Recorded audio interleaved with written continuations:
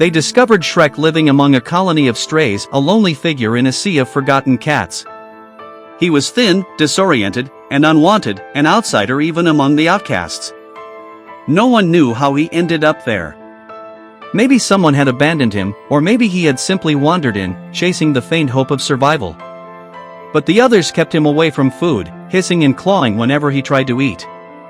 His failing eyesight made every step uncertain, every meal impossible. Slowly, he began to disappear, not just in body, but in spirit. No one wanted the cat who looked too broken to be loved. Until Emily Shields heard about him. Emily, founder of the Whiskers and Wishes Sanctuary in Arizona, had seen her share of heartbreak, but something about Shrek's story caught her heart. When he arrived at the shelter on June 30th, he looked like he'd survived a dozen lifetimes of hardship. One ear drooped, his fur was patchy and dull, and deep scars crossed his face like a map of everything he'd endured. He squinted painfully, his eyelids had curled inward from entropion, each blink scratching his eyes raw. The teen rallied around him, raising money for surgery. Weeks later, when the bandages came off, Shrek blinked against the light, and for the first time, the world came into focus.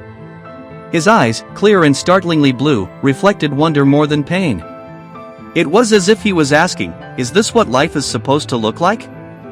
Despite everything, Shrek's spirit hadn't hardened.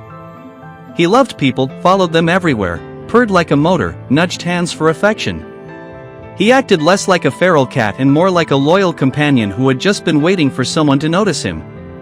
Still, adoption offers never came. Then one morning, Emily received a message from a couple in New York. "We saw his story. We want to bring him home." They weren't just serious, they flew across the country for him. Shrek's new dad even bought him a first-class plane ticket, wanting his journey home to be as comfortable as possible. In New York, Shrek settled in as though he'd always belonged.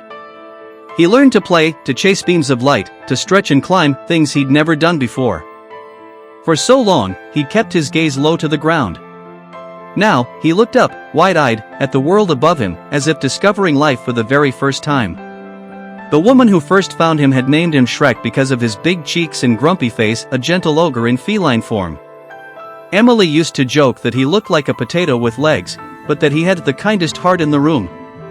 Today, Shrek is more than just a rescue story.